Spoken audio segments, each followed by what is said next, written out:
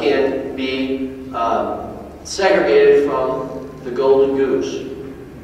And we'll talk about different options on that. But we also have a big discussion about honoring the formalities.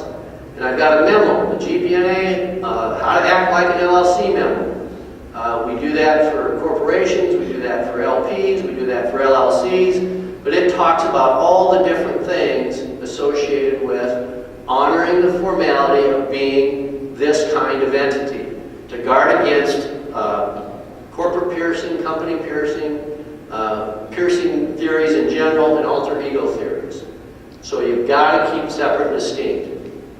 So that's the land company concept that we talk about with our clients, and that's kind of the lead note in this whole symphony of different options available to them, because mom and dad are going to want to hear about different ways that they can protect the land. And so another concept that we have is the Ag Land Trust. And I just had one client in yesterday, just a cowboy. Despite all the things that are going on in ranch company, he's still focused on protecting the land. And he's wanting to use a trust as the mechanism to do it. And the concept of using a trust brings to mind some different issues that need to be addressed. Because a trust is a completely different beast than the LP, the LLC, the corp, the things that we've talked about. And by the way, they're not subject to the Family Farm Act either. But some decisions we need to make is, do we want the trust to own the land? And if I can, I try to avoid that. Instead, what I like to do is drop the land into the land company and then put the units of the land company into the trust. A two-step process. And then we have to decide what type of trust we want. And we've got a trust we can form today and fund today. We've got a testamentary trust that mom and dad can own it for their lifetime, and on the last of them to die, or whatever order you want, then the land goes into a trust that becomes effective upon their passing. The trust can be a fixed-term trust where when the kids attain a certain age or a certain number of years has passed, the trust comes to an end, we distribute the land out. Or we can use South Dakota's very effective, very favorable trust statutes to create a trust that will last in perpetuity, forever. And it's a whole other topic of discussion about how that all works. But this run up to the race to the cliff last year, we did a lot of these types of trusts that last forever. We dropped a lot of farm land, ranch land into those entities that were then owned by the trust. So it was a very effective planning technique in the run up to the cliff. We still have clients looking at that because they like the permanence. They like the idea that they can give direction on what the trust terms are and not worry about some of the things that are embedded in our LLC statutes, our corporation statutes, our LP statutes. Again, we're back to being able to draft a trust, speak from the grave, and do it on terms and conditions that mom and dad direct in the trust document. And so that permanency, that level of authority represented by the trust is appealing to clients. So that's just another option to keep the land and the romance of it continuing to be used as a ranch alive forevermore. So just another option choice. Now, here's the practical ag technique. Here's what it can all look like. If your client has the appetite for all of this different complexity. So you have the land company at the top, you have your operating entity, Inc., with a lease in place where it owns the livestock and the equipment. You've got the hunting entity in the form of an LLC formed down here, and another lease in place with it, leasing the hunting rights associated with the land. So these two leases better be coordinated. So they're in unison. So if you have a hunting operation, it interrupt your row crop operation or your livestock operation. They better be coordinated. And your lease on the operating entity shouldn't include the hunting rights because you want those confined down here. So they need to be coordinated. And I've got a whole list of other factors to account for in the hunting lease that are contained in the outline materials. The trucking company. We have a lot of clients that have fleets of vehicles and trailers to support their ag operation. We recommend that they strip those out and drop them into a separate entity for purposes of owning that fleet of vehicle outside of anything that represents the other aspects of the ranch operation. The rationale for that is that you want to remove the risk of having those rigs on the road with your 19-year-old hired hand who's texting what his evening plans are going to be or setting his football lineup for the fantasy football weekend with the school bus just parked over the horizon dropping off the first child after school. You just want to take that risk away or minimize that risk and drop those trucking assets into a separate entity and then arranging for it to have an arm's length relationship between the ag operation and the trucking operation. So we look at trucking operations as well and look at the opportunity to get those assets stripped out as well. Mineral rights, I'll show you another slide, but we like to drop those mineral rights, strip them off, sever them from the surface rights, and drop them into a separate entity. And there's a lot of advantages associated with that. Now, this is a mineral rights diagram that we actually did for a client last year in the run-up to the cliff. In this particular family, we had land in Colorado, Texas, and South Dakota.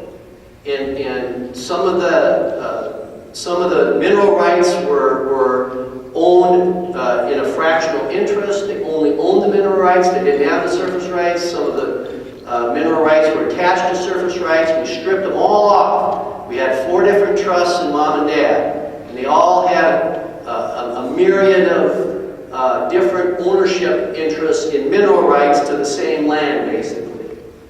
And it was as a result of generations of planning, and it just got to be so cumbersome for the family to track that we sat down with them and said, all right, let's just drop everything into the Family Mineral Rights LLC.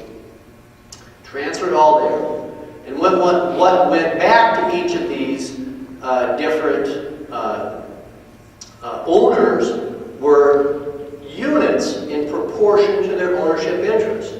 So of course we had to value them all, but we kicked back units to each of them so that they were owners in proportion to the value of their interest contributed to the LLC. And so by consolidating the mineral rights all in one entity, we were able to simplify how we dealt with those rights when it came to those developers, tenants, oil and gas companies that were leasing or had royalty agreements or working interest agreements with this particular family. And so we scraped a lot of different interests away, dropped it all into one, and used that one to enter into the operating, working interest, leasing side of the mineral rights. So it was a very effective way to accomplish simplifying their mineral life, but you can see the initial work to get it done was pretty extensive, but the family reports that it's working well for them. So something to think about. Well, the other thing that I would say on the mineral rights deal is that it's another opportunity for us to address the fair versus equal concept with our farm and ranch families. Mom and dad like the idea of stripping off those mineral rights, putting them into this entity, and then including all the kids in equal shares in that entity, including farm and non-farm heirs. So it gives them peace of mind that they're treating their non-farm heirs fairly by giving them interests in the mineral rights operation. The surface can go to the on-farm heir, but we can preserve that mineral rights interest and include our non-farm heirs in that structure. Well, now it comes time to transfer that interest down to the next generation. We'll talk about a couple of different ways to get that done, but here's a method that we've used extensively in the past several years to get farm and ranch land, farm and ranch operations down to the next generation. And we call it the part gift, part sale transfer method. And in this part gift, part sale, we focus on what part we're going to sell and what part we're going to gift. It's a hybrid of how we're going to accomplish getting the ranch down to the next generation, one of the methods we use. And this is for the family that says, you know what, mom and dad need a source of income, or would like to build an inheritance for the non-ranch heir. And they're of the opinion that we shouldn't just give it all to the kids. They should have to buy it because they appreciate it more if they do have to buy it. They'll protect it more, they'll have earned it, and I want that sense of earning it in there as opposed to that sense of entitlement in there. So we come to the table and we talk about, all right, how much do you need for income, mom and dad? Let's back into the sale part. What do you need for income? And we match that up with what the child can afford to pay. What will the egg operation generate by income to pay that? We also like to note that we're able to capitalize on historically low interest rates to structure the sale part. And clients love to see those low single-digit interest rates attached to these types of deals because they don't want the interest component to be a burden on the child that's acquiring the ranch. In the sale part, we endeavor to include the home in that sale part because we know we can protect up to $500,000 on the sale of our home from income tax. And then we talk about the different sale methods: straight up contract for deed, an installment sale obligation through a contract for deed, versus a self-canceling installment note or a private annuity. Now I break those down for you just very briefly in the outline material, but the difference is, you know, if mom and dad die, you know, do we want a remaining balance due on that contract? And that's a discussion to have. And if we want that remaining balance due to go away, then we have a self-canceling installment note or a private annuity. Because when you're dead, there's nothing due. If you have a straight-up contract for deed, that's for a 20-year term, and they die in year 15, we've got a remaining balance due that must be paid. So we need to have that discussion and qualify them appropriately for each of those. And then if we have a 20-year contract for deed, mom and dad live for 25 years, you know, you've run out of money. They aren't getting payments in those after the contract term has been satisfied. So you have that risk for a skin or a contract for deed. And if it's mom and dad's objective to say, oh, I want that guaranteed payment year in and year out for the rest of my life, our joint lives, then we look at the private annuity, because that assures payments year in and year out. So those are just some considerations and discussions you have with clients about structuring the part sale side. So once we determine the sale side of it, we gift the remainder. And so, you know, we don't care what the value of that land is. You know, as long as it's not over $10.5 million, which is the exemptions that we have presently, we don't care that we're in an environment where we have historically high land values. Go get the appraisal.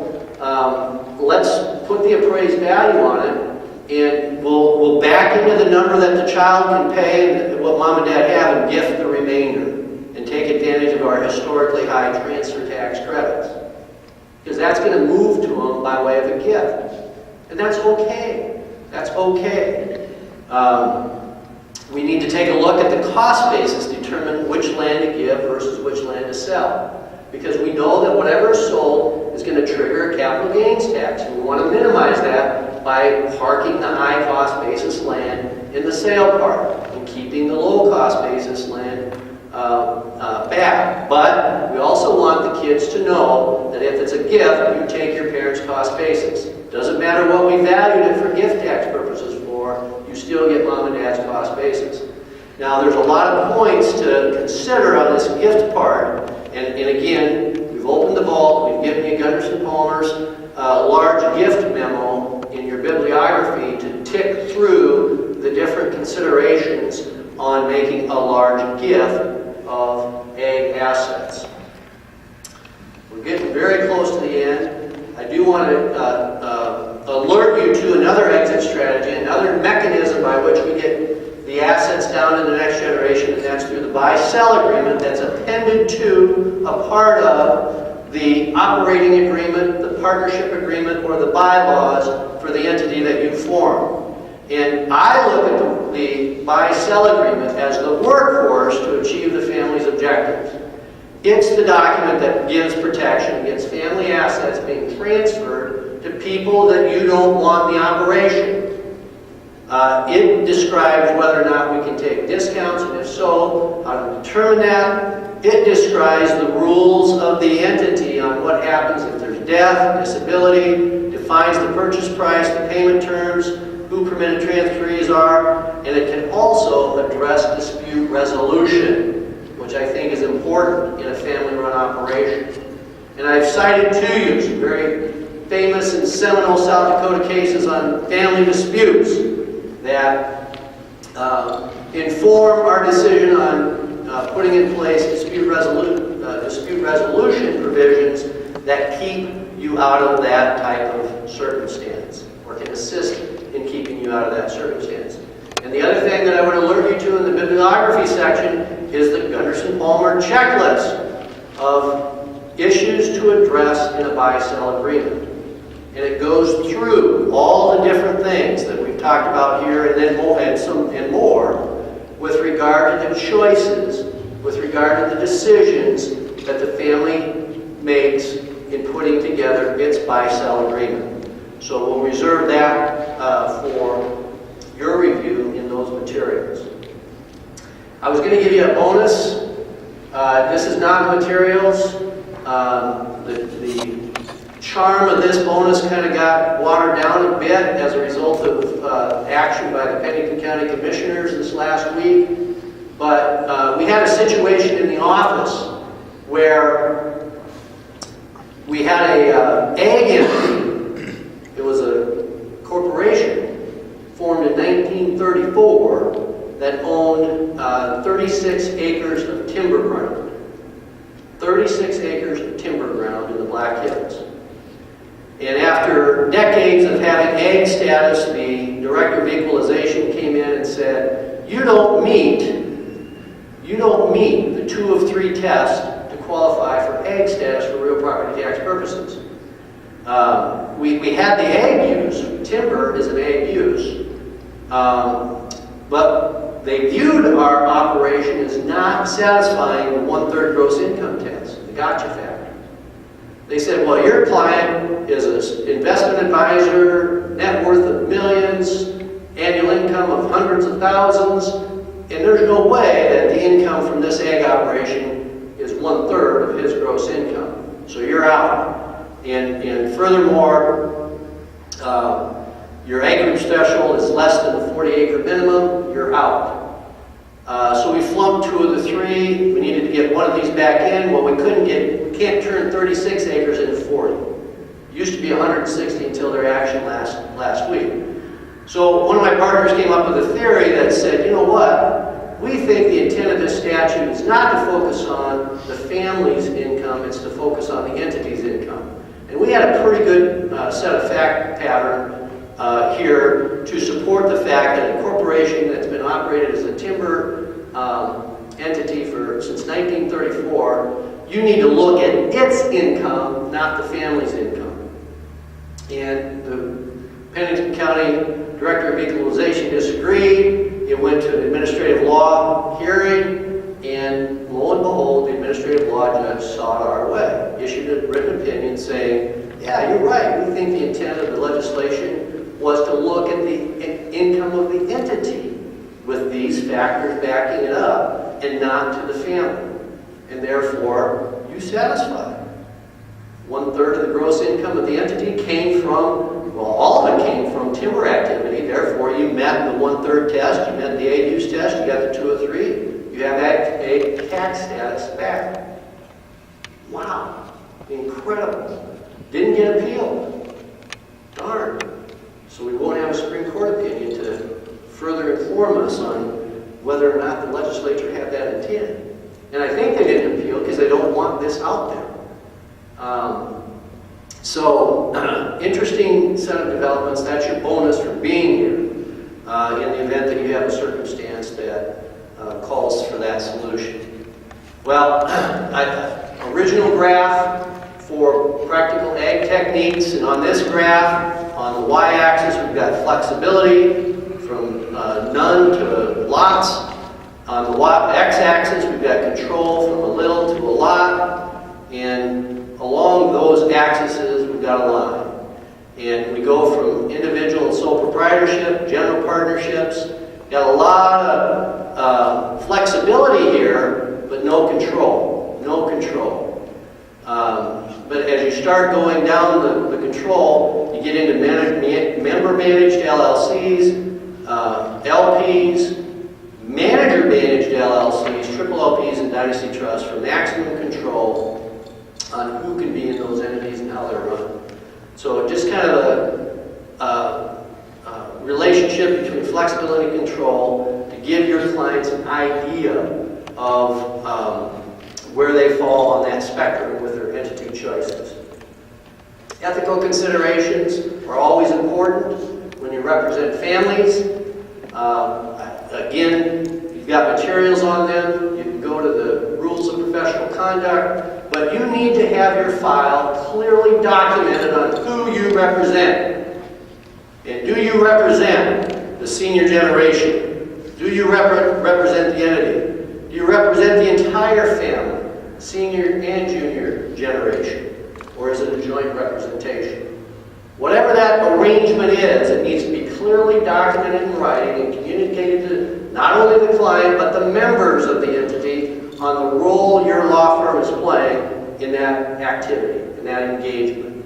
So it's just fundamental, bare bones, black letter, ethical observations on documenting who you represent. So you don't have to face the fact that you have an impermissible conflict of interest because Junior didn't know if you were representing him, the entity, or mom or dad. And we've got to remove that risk from this engagement to support everything that we've done for that family. Because if you have an impermissible conflict, it puts at risk the whole plan that you put in place, as well as put your malpractice carrier on notice because you failed to document who you represent. And we get to the end. That's our plan. Any questions? And we've got a practical ag technique proverb. There is strength in confusion. So if you're thoroughly confused, that's a strength. And to flip that around, is there strength in confusion? Question. Hopefully not. Hopefully we can communicate these ideas to our clients effectively, eloquently, and simply, so that they can make informed decisions on what to do in their ag techniques. Any questions, any comments? Happy to address them. Thank you for your time.